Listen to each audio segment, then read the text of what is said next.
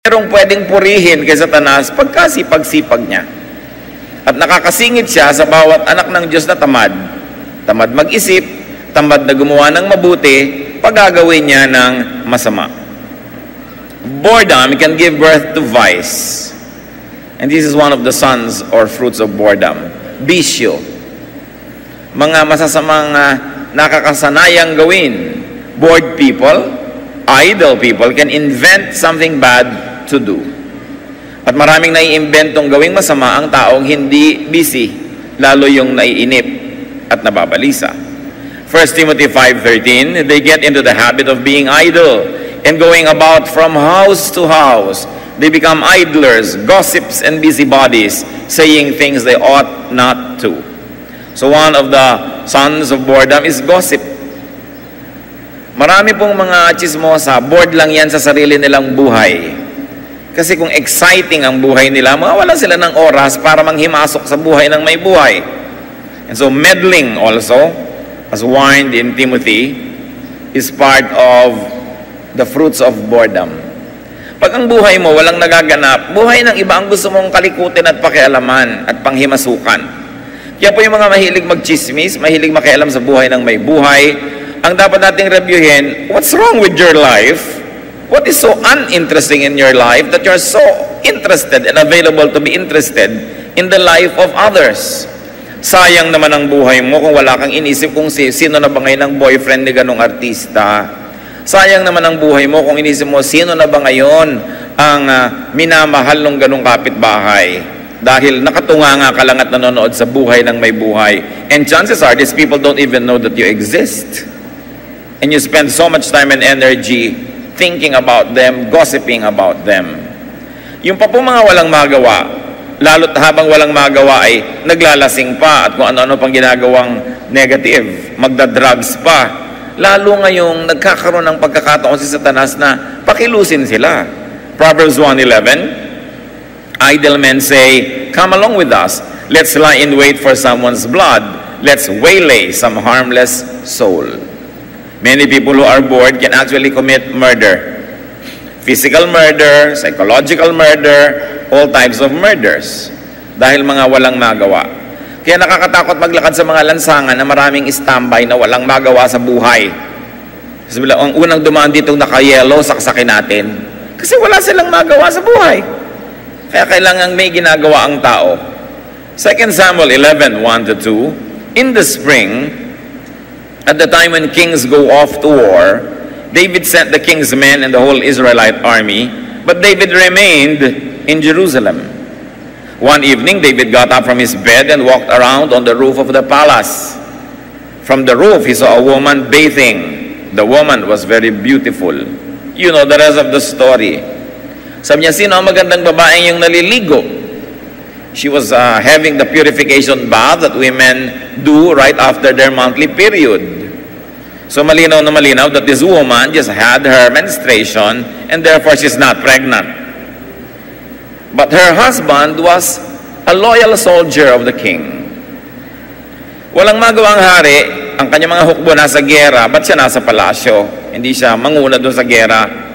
So sa paglalakad-lakad niya sa kanyang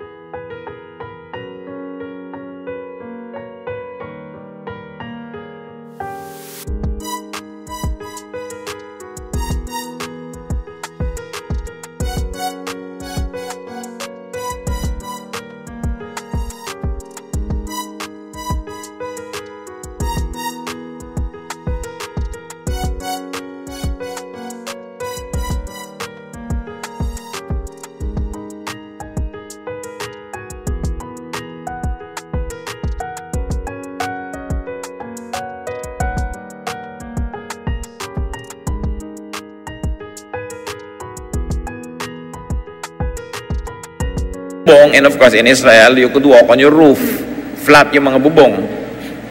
Nakita niya yung babae, nalaman na niya ang lahat at may asawa, ipinakuha pa rin niya nung gabi na yon. At sinipingan niya, at pinaulit-ulit pa niya yon, nagkaroon ngayon ng problema, sabi ng babae, I'm pregnant. So anong pinagawa naman itong si David? Ipinatawag niya yung asawa from duty para pauwiin, hoping na sisipingan ng asawa yung wife niya para akala niya siya ang dahilan kung ba't naging pregnant ang wife niya. Hindi naman, dahil napakagaling na lalaki nito. Sabi niya, paano ko naman uuwiin yung asawa ko yung mga kapwa ko sundalo nandun sa labanan. So doon lang siya natutulog sa labas ng bahay nila, hindi siya umuwi. And besides, these soldiers have taken the purification rites of men going to war, and one of those rites is not to go to bed with their wives while the war is in progress. So napakagaling na lalaki. Paano ngayon yan? Paano ipapaliwanag na nagdadalang tao si Mrs. Mental telepathy? So kinailangan ngayong ipapatay ni David yung sundalo niya. Sabi niya sa mga ibang officer, dalhin niyo doon sa harapan ng labanan, doon sa front lines. At pag nandun, iwan nyo para mapatay ng kalaban. Meron namang mga naging pagkakamali, marami pang nadamay na namatay. Dahil walang magawa yung hari, gumawa ng kabulastugan. Anong naging bunga nito? Temptation, outright adultery, betrayal of his loyal soldier, corruption of everybody around him, murder of a loyal citizen, and later on, yung anak na yun ay pinagdalang tao, namatay yun, kinuha yun ng Diyos, death of a child. Maraming pwedeng maging masamang bunga ang boredom. However, the same boredom that produces vice can produce virtue. Like the same heat that melts the wax, hardens the clay. Isang bagay, pareho lang yan, pero pwedeng magkabunga ng mabuti, pwedeng magkabunga ng masama. Pwede naman ang isilang dahil wala kang magawa, maging dakila ang pag-iisip at dakila kang tao. Si Solomon, na walang duda, nabobore din yan dahil ang talino niya, nag-iisa siyang matalino. Can you imagine, ikaw lang yung matalino? Kakabore yun. Ecclesiastes 2:4-6, I undertook great projects. I built houses for myself and planted vineyards. I made gardens and parks and planted all kinds of fruit trees in them. I made reservoirs to water groves of flourishing trees. Marami siyang mga projects. Boredom could lead to civic projects. Kaya maraming ladies of leisure nagkakaroon ng civic projects. At least maganda yung pinili nila. Social concern projects kaysa laging sosyalan. Pwede ka naman pumili kung magiging social work ba yung gagawin mo o puro sosyalan na lang sa buhay. Like Rizal in Dapitan. Can you imagine Rizal, a very international person? Itatapon mo bigla sa barangay Dapitan. So anong ginawa niya? Gumawa siya ng mga waterworks, mga lighting system para sa kalye, tutorial classes for the boys in Dapitan. Ang dami niyang ginawa kaysa siya mainip. Because the same idleness can give birth to virtue. And Solomon, because he was king, did so much more. He involved himself in commerce, diplomacy, science, arts, culture, etc. Because wisdom could isolate a person. Kawawa naman ang matatalino kasi konti lang yan sa mundo. So pwede ka ngayong mainip, malungkot, wala kang makausap na kauri mo. Kaya ang sabi niya sa sobrang nagpapakatalino, wag na lang. Maganda na yung average ka na lang. Liba na lang tinatawag ka ng Diyos na maging bayani, dakila, pinuno. Sabi niya sa Ecclesiastes 12:12, we warned my son, much study wearies the body. Huwag mo nang paratingin sa malalayo pa yung isip mo, yung sobrang layo, tapos nag-iisa ka. Malulungkot ka lang. Like ignorance and dullness of mind, knowledge and brilliance can lead to boredom. Basta medyo malayo ka sa center, medyo extreme na, magkakaroon nyo ng mga bungang kuminsan ay mapait. Isa pang hari ang nabobore isang gabi, balisa, walang magawa. Pwede sana siya magpatawag ng maraming babae at pagsayawin niya doon. Pwede siyang tumawag ng mga sirkera na kakain ng apoy, lululo ng espada o mamimisikleta sa alambre. Pero anong ginawa niya? Esther 6:1, that night the king could not sleep. So he ordered the book of the Chronicles, the record of his reign, to be brought in and read to him. Imbes gumawa ng kabalastugan, sabi, buksan ang history books. Ano bang mga pinaggagawa natin ng mga nakaraang taon na ito? Sige, basahin sa akin, may tagabasa naman. So, this boredom led to study. It led to review of things and to the correction of an oversight. Meron dong nabuklat na meron palang isang bayaning nagligtas ng buhay niya, hindi pa napepremyuhan. So yun ay itinuwid. Yan ang mga maaring maging anak ng boredom. Tingnan natin yung tatay, the father or cause of boredom. Isa sa mga pinakamalalaking karakter ng tatay ng boredom, idleness. Tulad ng binagit natin. Too much time. Too much space.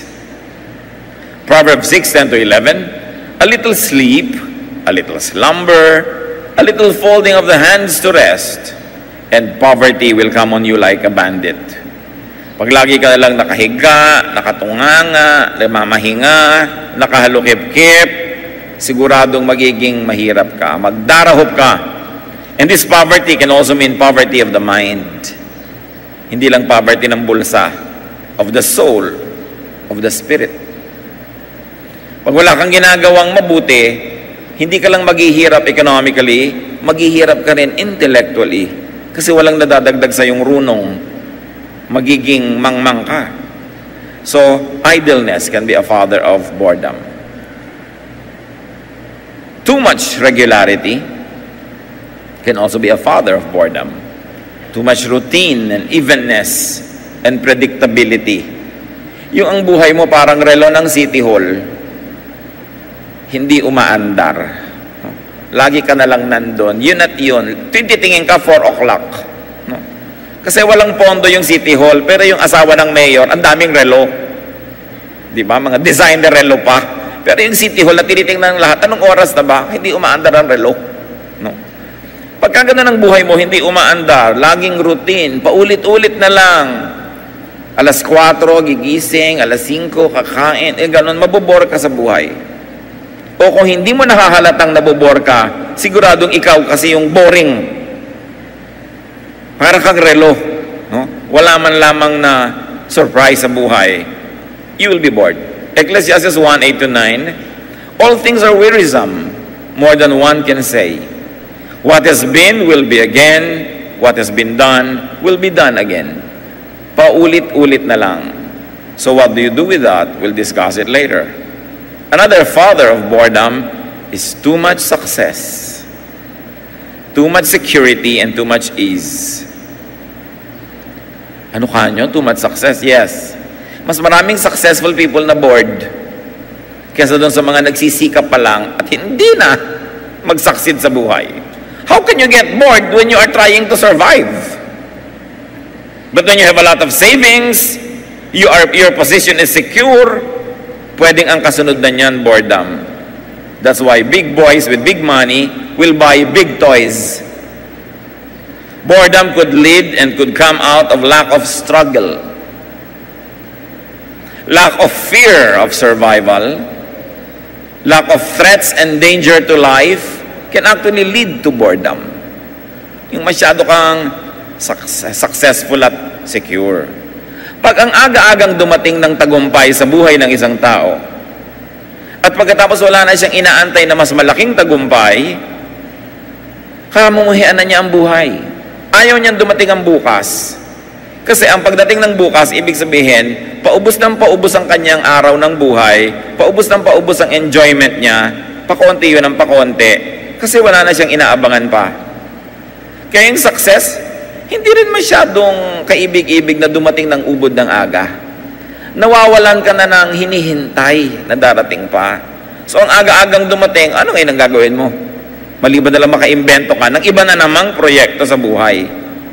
Kaya maraming very bored people, yung magtataka ka, yung ang laki-laki ng bahay, ang ganda-ganda, may mga TV, may mga kung ano-anong equipment, may bahay dito, may bahay doon, pwedeng magbakasyon kahit saan, pwede namang mag-aeroplano, pwede namang magsaya, pwede mag-shopping, pero bored pa rin. Kasi walang struggle. Ngayon, yung babaeng laban ng labas sa gilid ng release ng tren at yung naglalaba kasi halos masagasaan siya, paano siya mabobore? Iwas siya ng iwas. Gusto man niya magpahinga, hindi siya makapagpahinga dahil yung nilaban niya, paplantsahin pa niya mamaya. Habang pinaplantsa niya, magluluto pa siya. Ang dami niyang gagawin sa buhay. Boredom is not in the language of the very poor. Kaya kung minsan, poverty can be a blessing. Mabuti ng poor ka na nalilibang kaysa mayamang kang bored. And it's terrible when you can afford boredom because you can also avoid the vices that you try to cover up your boredom with. Kaya napakaraming mga nagagawang hindi tama nung maraming mga pera. Each day that passes could be counted as a loss to the very, very successful. Ang yaman-yaman ko na, sayang naman, naubos ang isang araw, nabawasan na ang life ko uli. So tuwing humahapon, tuwing gumagabi, halos pang hinayangan mo ang paglampas ng panahon. Kasi wala ka nang inaabangan. Pero yung mga iba, yung mga ordinary working people like us, wow, 3 buwan na lang, meron ng 13th month pay. May inaabangan ka man lang. At kahit yung 13th month, may mga konti, alam mo kung anong gagawin mo doon. Yung ang dami-daming pera, actually, hindi naman niya malaman ano nga bang gagawin niya dyan sa pera na yan. So, meron ding blessing pag kinakapos ka. At least hindi ka nabobore. Boredom could even turn into fear of the passing of time. It is very important to appreciate your station in life no matter what it is. Siyempre may boredom din ang mga kapuspalad at mga mahihirap pero hindi nagtatagal kasi ginigising sila agad sa katotohanan na meron silang kailangang gawin and they become busy. Boredom can be an indicator of something that its victim should actually be thankful for. When you're very, very healthy, wala kang sickness, you can be bored. Pero hindi ka makahinga, habol-habol mo hininga every minute, paano ka mabobore nun? Busy ka. No? Hindi mo naisipang magpakamatay dahil pinipilit mong huwag mamatay. Ang nakakaisip lang naman magpakamatay yung walang threat sa buhay niya. No? So, Solomon was very likely bored in many, many ways. So sabi niya sa Ecclesiastes 2:10, I denied myself, nothing my eyes desired. I refused my heart, no pleasure. Pero pagkatapos ng sabi niya, boring din, meaningless. Hindi pala talaga yun. Magastos lang, wala rin naman nangyari. No? Now, how to avoid boredom? Get busy. Obvious naman. 1 Thessalonians 5:14, and we urge you, brothers, warn those who are idle. In other words, work 6 days a week, and the rest only 1 day. Kaya nga yung mga working classes, bihirang mabore. It's the people of leisure that always have to invent something to do dahil nga bored. Too much rest will bore you. You know why? You were designed by God to work 6 days a week and to rest on the 7th. Yun ang design. If you work less than 6 days a week, you will be bored because you are not working according to God's design. Now, work doesn't mean employment all the time. Okay? Mas may ginagawa ka. Productive, fruitful. Social projects or sosyalan. Pwede kang umisip, anong gagawin mo dyan? Lalo't marami kang pera. Diba? Anong gagawin mo? Magpapaaral ka ng mga tao, gagawa ka ng mga social project, repair school buildings, o gagawa ka ng mga party na yung fountain, champagne ang lumalabas. Yung ganyan. Pwede ka naman pumili That's why your freedom can give you vice or virtue. Siyempre, alam naman natin mga anak ng Diyos kung anong dapat nating paggagawin sa buhay. Yung may katuturan sa kapwa, nakakatulong sa kapuspalad, ikinalulugod ng Diyos, and at the same time, ina-enjoy mo rin siyempre. Kung gusto ng Diyos na tulungan mo yung kapuspalad, ikaw, tulungan mo sarili mo. So do something useful or fruitful or beautiful for yourself.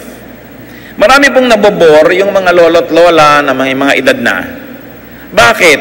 Kasi wala na silang masyadong ginagawang useful or fruitful or beautiful. Unless, of course, sobrang labo ng mata o kaya hindi makakilos o paralyzed, siyempre hindi na nila kasalanan yon. Pero pag pwede pa tayong gumalaw ang kamay, ang paa, makakita ang mata, marami pa tayong pwedeng gawin. Kesa abangan si kamatayan na dumaan at kariting ka. Kasi nakakabor yung naghihintay ng kamatayan. No? Kailangan meron kang bagong pinagkakaabalahan. Kahit may edad ka na, meron kang bagong interest. Read. Tulad ng ginawa ng hari. O kung hindi ka makapagbasa, have someone read to you. Marami namang mga audiobooks ngayon Pwede ka na makinig na lang yan. Study. Know something unknown before. Learn a new skill. Do something good or beautiful for your family, for your church, o sa inyong mga sakop. Sakop, sino ba yon? Mga empleyado nyo, mga taong under your care, under your authority. You could always do something for them. Never forget to do something very, very good, for instance, for your household help, for your labandera, or for your driver, or for your mga staff sa bahay. Kasi 99.99% kayo lang ang inaasahan nila for anything that is financial. Wala na sila ibang source. Sa inyo lang nakaabang ng nakaabang. So be kind, be sensitive, be generous. Generous people will hardly get bored. Because when you are generous, many people will line up for your generosity. You'll be busy trying to produce for them. And when you no longer have any need in life, keep producing so you have a lot to give away. Do something good for your community, for your country, for the planet. There is always something you can do. Yung babaeng huwaran sa Proverbs 31, sa verse 27, sabi, she does not eat the bread of idleness. Busy siya, although she no longer had any need, because she wanted to produce surplus so she could have a lot to give away. How else do you avoid boredom? Go for variety. Do something new. Do things in a new way. Kung nagda-drive ka, lalo't hindi mo naman problema ang gasolina, paminsan-minsan iba-ibahin mo yung ruta ng iyong biyahe. Para iba-ibang view naman ang nakikita mo. Para kung may nagbabalak bumaril sa'yo doon sa isang kanto, mabigo siya dahil sa ibang kanto ka naman dumaan ngayon. Hindi ka masyadong predictable. Iba-ibahin nyo ang recipe ng ginagawa nyo. Kung minsan naman ang problema ng tao, ano kaya maiulam? Problema nyo ba yun? Ano kaya ang ulam na? Anong gusto nyo ang ulam? Ayawan, ano kaya ang maiulam? Yung problema ng maraming tao. Mas malaking problema yung walang maiulam, no? Yung walang maiulam, hindi pa problema yun eh. Kahit ano nando, kakainin talaga ng mabagsik niya sikmura. Pero yung maraming maiulam, problema, ano kaya ang maiulam? Iba-ibahin nyo ang recipe. Malaman nyo kung minsan, ay, maganda palang pampaasim ito, masarap palang ganun-ganun yun. Different styles. Try anything new that is not bad.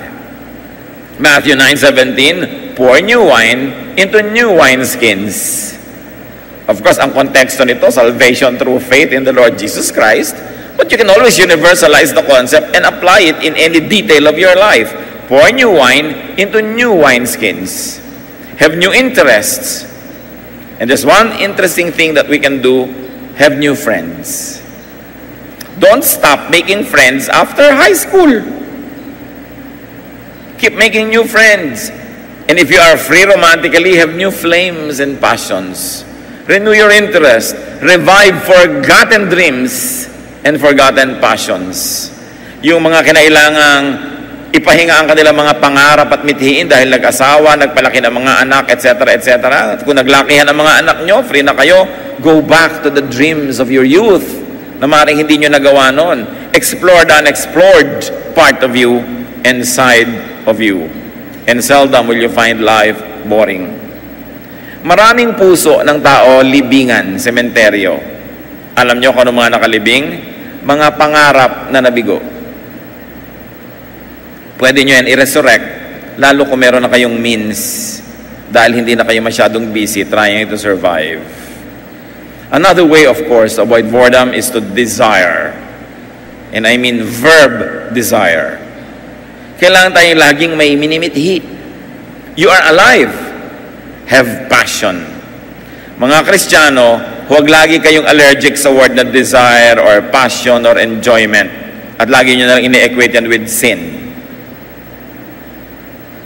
Pag sinabi mong have fun, sasabihin agad ng iba, just don't compromise. Pag narinig na yung fun, laging compromise ang iniisip. Sobrang successful ang religious leaders to brainwash us into thinking that anything that is fun or happy is evil. It's not true. Sabi ni Lord sa John 10:10, I came that you might have life and have it abundantly. Have it to the full. So be passionate while alive because you have plenty of time to be dead. You have plenty of time for eternal rest. So habang hindi pa tayo pinagpapahinga sa tabi ni Abraham, get a life. Kasi pag namatay ka na, may iba na yun. Hindi mo na mababalikan yung hindi mo nagawa ngayon. Ba't ka pa pinadaan dito kung hindi mo naman magagawa yung dapat mong gawin? Ecclesiastes 9:5, For the living know that they will die. Their hate and their jealousy have long since vanished in death. So mawawala na lahat yung passion pag namatay ka na. So habang buhay ka, be passionate. Live while you are alive on earth. How else avoid boredom?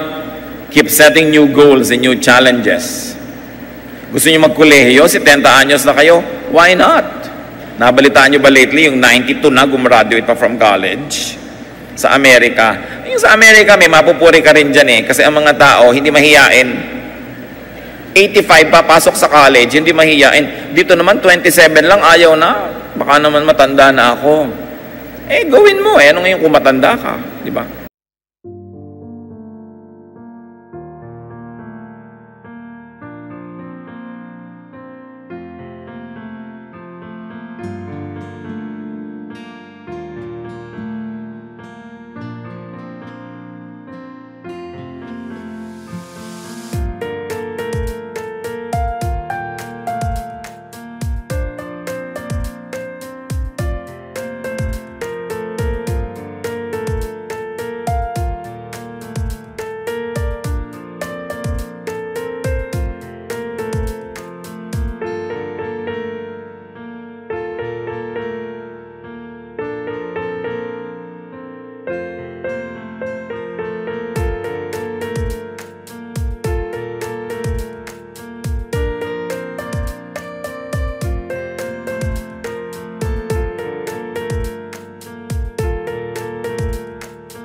Gusto mong mag-masters at 60? Do it. Namatay ka ng 64, at least namatay kang nagma-masters. Diba? Kaysa namatay kang hindi nakapag-masters. Why not? Romance after widowhood? Why not? Our society frowns on it as if it's a crime. Diba? Mga madadamot na anak na ayaw ng pag-asawahin ng mga nanay o tatay. Alam nyo kung bakit? Mga tatakot lang kayong may makaagaw ng mana nyo. Selfish children. Diba? Tapos pag makati naman yung likod ng nanay nyo, hindi na makakamutin. Ikis-kis nyo sa dingding, mami. Diba? Dahil makati ang likod. Ayaw nyo ba namang may Bogart nakakamot-kamot ng kanyang likod? Kahit ba naman bigyan niya ng allowance, kung marami naman siyang ibibigay, sumaya naman siya. Kesa sa inyo lahat napunta at sa asawa nyong, ang mana ni mami, baka mapunta sa iba. Yung alam nyo naman yung mga manugang, talaga mga interesado yan sa mamanahin. No? Kaya napaka-halaga na, huwag kang selfish. Pupuntahan nyo yung nanay nyo ng Christmas Eve, pero aalis na rin kayo bago mag-alas 12, o pagka alas 12, nag-iisa na naman siya. O byuda naman siya. Ano naman na meron siyang lover, lalo't dignified naman yung relationship nila. Mano naman mag-asawa siya uli. Mga anak kasi can be selfish. At saka mga kapitbahay, chismosa. 70 na, may boyfriend pang 20. Inggit ka lang, Alam nga namang 70 ka, kuha ka pa ng boyfriend na 75, edi tagalagay ka pa na sa lopa sa likod niya. Mabuti na yung mas bata kaysa sa'yo, mailibing ka man lang niya. Tapos mag-asawa na lang siya uli. At least everybody's happy. People can be so narrow-minded, we forget that we live on this earth only once. And then we ask people not to live their life to the fullest because we have selfish interest. Waiting for death to take its course could be very boring. Sabi mo, naku, ayoko na, malapit na ako mamatay. Ano naman bigla kang namatay habang nagmamarcha ka patungo sa altar? Diba? At least namatay kang masaya. When you can, brothers and sisters, die active. Die swimming. Die traveling. Die doing social work. Die creating, producing, and working, loving and living. There's plenty of time to lie down in your burol. So while you're alive, live. Yung iba pa, ayoko na magbiyahe, baka ako mamatay. Kahit naman nakahiga ka sa kama mo, mamamatay ka rin Di ba? So mabuti nang nagbabiyahe kang may magandang view. At nagagawa mo yung gusto mo. Don't die ahead of death. It has its own time. Huwag niyong unahan. So as you will not be bored and boring, don't be spoiled by success. Many boring people are the very successful people. You know why? Because they're so set on their success, they don't bother anymore to be exciting, to be pleasing, and pleasant. Sa artist circles, mga kapatid, may mga ilang artist na alam mo, pag yun yung painting, halimbawa, babaeng ang tataba ng binti, painting yan painter 1. Mga babaeng nakabalot ang ulo sa mga saging, yan ang trabaho ni painter too. Ayaw ng mga informed and the progressive artist ng ganon, na kung naging successful ka sa ganong style, na stuck ka na, buong buhay mo, wala ka nang ginawa kundi babaeng laging may sunong na saging, kasi yun ang nabebenta sa ermita. Kaya, yung sikat sa mga tao, uy, painting ni ano yan, yung mga bahay na ganyan ng kulay, among informed artists, ayaw nila nun, because they say, you get spoiled by your success. You get stuck. You don't progress anymore. Kaya nakaka-spoil din yung success. Don't rest on past accomplishments. From a know-everything high school senior, be a naive college freshman, and you will have a new world. Pagka kasi successful ka na, may pangalan ka na, o may konting edad ka na, ayaw mo na ng indignities of having to learn, of having to be found to be ignorant of something. But when you open yourself to these new possibilities, actually a new world opens. Nagkakaroon ka ng bagong mundo. So keep on dreaming and keep on planning. James 4:13, today or tomorrow we will go to this or that city. Spend a year there, carry on business, and make money. Now, that is not bad. As long as you don't leave God out of the equation and the plan. Kaya nadidemonize yung ganitong plan kasi yung nagpaplano, puwera ang Diyos. Ang yabang-yabang, parang siya na lang ang gagawa ng buo niyang future. But when you make such new exciting plans, put God in the drawing boards, let God lead you, and that will not be bad. Reinvent your life, yourself, your challenges. Kung bored kayo, mga kapatid, sa inyong trabaho, halimbawa, employed kayo, bored na kayo, gusto nyo mag-apply sa ibang trabaho, magbibigay kayo ng biodata. Sa biodata nyo, sa inyong curriculum vita, ano nakalagay? Yung mga pinag-aralan nyo, yung mga seminar na inattenda ninyo, yung mga naging trabaho at posisyon nyo in the past. Ang ibibigay sa inyong trabaho uli ng pag-a-applyan nyo, the same job. Kasi, ang ibinibigay nyo, binibigyan nyo siya ng informasyon ng inyong nakaraan na gusto nyo ng takasan, malay ba niyang gusto nyo takasan yun, yun na ibibigay niya. Kung nag-a-apply kayo sa trabaho at gusto nyo maiba ang posisyon, maiba ang trabaho, huwag kayo magbibigay ng biodata or curriculum vita. Ang ibibigay nyo is what many people call qualifications brief. It's a new style of presenting yourself to employers that highlights only your skills, not your past positions or your past education and training na gusto nyo ngang takasan. Puntahan nyo ang internet, ilagay nyo qualifications brief. Makikita nyo how to make it kung gusto nyo ibahin ang buhay nyo. Because the tendency of employers is to always judge you according to your previous experience, not according to your potential new skills. Kaya yan ang dapat ginagawa. Ayaw nyo pala ng buhay nyo, di palitan nyo. Hindi nyo kailangang pasanin yung krus na yan kung ayaw nyo siyang pasanin eh. Ayaw nyo maging accountant, 40 years old na kayo, gusto nyo maging ballerina, medyo may konti tayong problema dyan. So mag-isip pa kayo ng second gusto nyo. Diba? Marami pa tayong pwedeng magawa, pero hindi nyo kailangang yakapin ang puno na ayaw nyong yakapin buong buhay. You are the captain of your soul and let God be your general para may mangyari ka sa buhay mo. Si Paul, very accomplished, super accomplished. Pero ano sabi niya sa Philippians 3:13? Brothers, I do not consider myself yet to have taken hold of it, but one thing I do, forgetting what is behind, remember, forgetting my biodata, and straining toward what is ahead. I don't rest on past laurels. Kahit ang dami ko nang nagawa, hindi ko pa rin tinuturing ang sarili kong made. I'm still remaking, reinventing myself. Nililimot ko yung nakaraan, gumagawa ako ng mga bagong goals sa buhay. So a life that will not be boring is a life that looks forward, not backward. Sentimental people suffer more than others because sentimental people mourn every passing, miss every absence, and feel every pain. Kailangan din, hindi ka masyadong sentimental. How to avoid boredom? Have fun. You cannot be bored if you're having fun.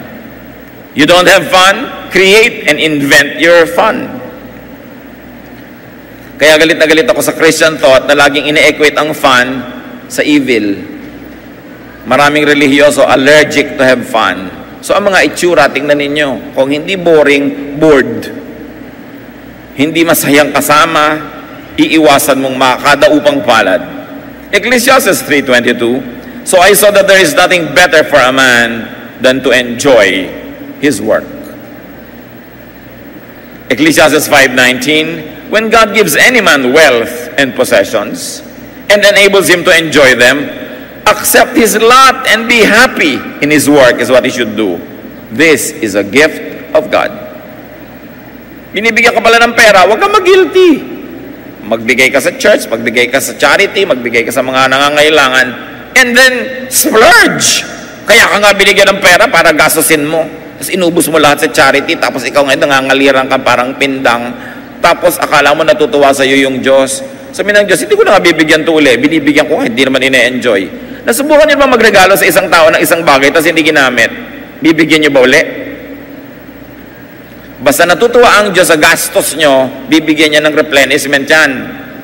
Basta tama, balanced, meron yung iba, meron ka rin. Huwag yung wala ka. Kasali ka doon, kaya nga sa'yo binigay eh. Para kasali ka. Meron bang humahawak ng palayok na hindi nauulingan? Diba? Meron ba namang accountant na may debit credit na walang kupit? Dumadaan sa kamay mo, nakakagawa ka ng paraan. Hindi ko sinasabing mangupit kayo, ha? Pag ibinibigay sa inyo ng Diyos, enjoyin nyo yan. Huwag puro guilt trip. Siyempre, pinapagilty kayo ng simbahan para ibigay nyo lahat sa simbahan. Natural. Pero alam nyo, brainwashing lang yun. Tithe lang ang hinihingi ng Diyos tsaka offering. Yung iba sa inyo na. Nagbigay ka ngayon ng love gifts sa mga tao, mga charities, pero marami dong sa'yo. Hindi naman nagkakamali ang Diyos, sa'yo binigay eh. Huwag ka lang magkamaling suluhin. Yun ang mali doon. Ang relihiyon, 2,000 taon na, walang itinuturo sa tao, kundi isuka mo sa simbahan. Diba? Magpakahirap ka habang ang tataba ng mga pare. Bakit? Ang tataba ng mga pastor, ang lalaki ng tiyan. Pagkatapos, ang tuturo sa church, fasting. Parang look the part. Kailangan naman credible ka. Sabi sa Ecclesiastes 11:9, be happy. Dapat happy ka. Hindi ka nilikha ng Diyos para torturin. Nilikha ka ng Diyos para sumaya ka kasi mahal ka ng Diyos. Huwag ka lang selfish. Huwag ka lang malasing. Huwag ka lang makalimot. Now, another way to avoid boredom, brothers and sisters, is to entertain problems. Entertain needs and crises. I did not say invite. I said entertain. Dumating ang problema mo, pangangailangan, krisis mo sa buhay, harapin mo. Hindi yung entertain na libangin, ha? Harapin mo yan. Nandyan eh. Why? At the very least, you will not be bored. May blessing din therefore. It is the duty of man to be fruitful and happy, or at least not to be bored and lonely. Lahat tayo, dumarating yung panahon that you have to cross a valley of depression. You have to cross a river of loneliness. Or you have to cross an ocean of crisis. While you are doing that, you may be tired, but you will not be bored. So look at it as a blessing. And once you have crossed, help other people cross also. And with God's help, we can. We can cross every valley. Psalm 23 verse 4, even though I walk through the valley of the shadow of death, I will fear no evil, for you are with me. Your rod and your staff, they comfort me. So hindi ko katakutang tawirin yung madidilim. Kasama ko ang Diyos. And we could be God's rod and staff to comfort one another. Huwag tayong sobrang maging obsessed with our boredom that we forget to minister to other people who might also be bored. Hindi lahat ng nurse, hindi lahat ng doktor, walang sakit. Pero kahit may sakit sila, nanggagamot pa rin. Kaya kahit tayo may niraramdam, may problema, may inaalala, may lugar pa rin para tayo maging maalalahanin sa iba. May lugar pa rin para tayo maging matulungin na bumuhat ng kanilang mga dala, kahit tayo man ay may daladalang mabibigat na buhat. Kasi sa oras na sarili mo nalang problema ang sinarili mong isipin, bibigat lang yan ang bibigat. Madalas gumagaan ang dala mo kung tumutulong ka sa ibang dalhin yung mga dalahin nila. Hindi natin maipaliwanag, himala yun. that as you help other people with their problems, your problems recede to the background and become smaller. But when you are so focused on your own concerns only, your concerns will grow bigger and bigger and bigger.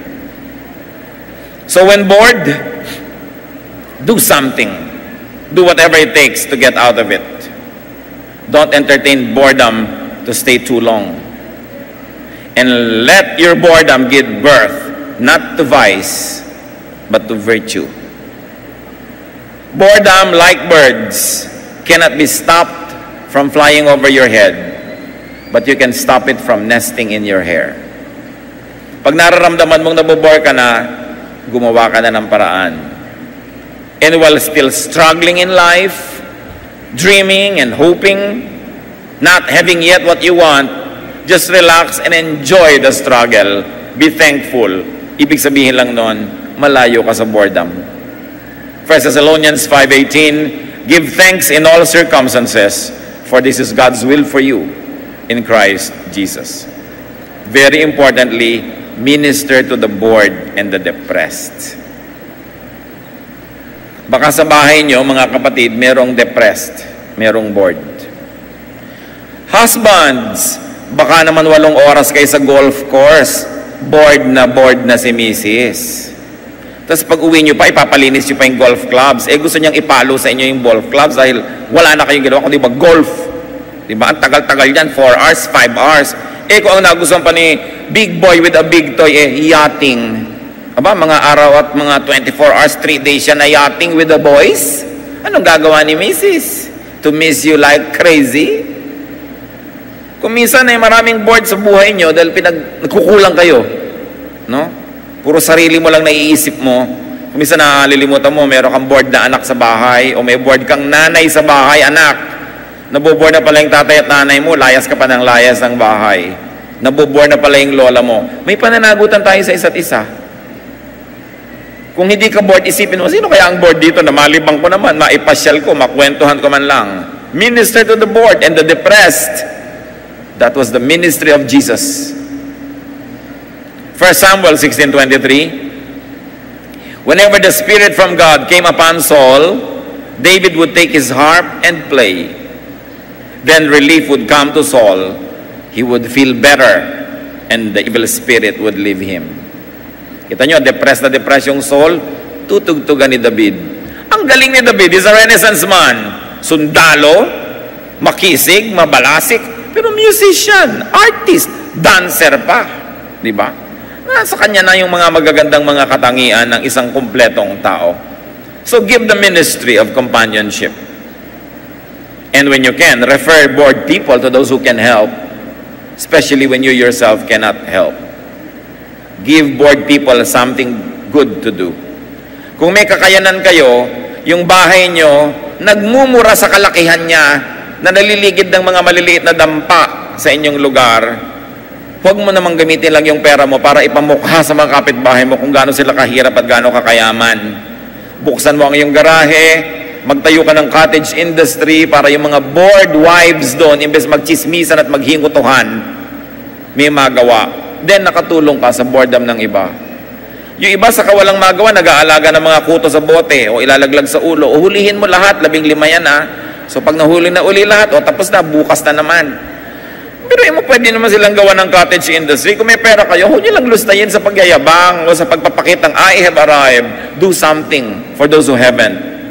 People will be blessed, God will be delighted, and you will not be bored. Everybody goes home happy. Salamat, Panginoon, dahil concerned kayo sa amin. Salamat dahil gusto niyo masaya kami na hindi kami bored.